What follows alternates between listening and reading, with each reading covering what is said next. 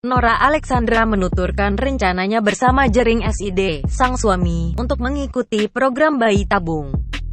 Rencana itu bakal mereka lakukan usai Jering bebas dari penjara, dilansir dari tribunnews.com. Kabarnya, penggebuk drum Superman is Dead itu bebas pada Juli mendatang. Menurut Nora, keputusan menjalani program bayi tabung sudah direncanakan jauh sebelum Jering tersandung masalah hukum, saat ditemui di kawasan Mampang Perapatan, Jakarta Selatan, Rabu tanggal 15 Juni tahun 2022. Nora tak bisa memungkiri bahwa saat ini dirinya sangat merindukan suaminya yang sedang mendekam di tahanan. Sayangnya, Nora hanya bisa membesuk suaminya di lapas Kerobokan usai urusan persidangan selesai di Jakarta.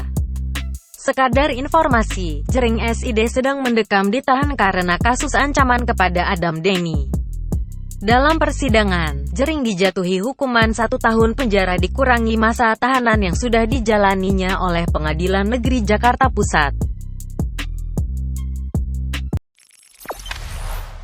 Jangan lupa subscribe, share, komen, dan like ya!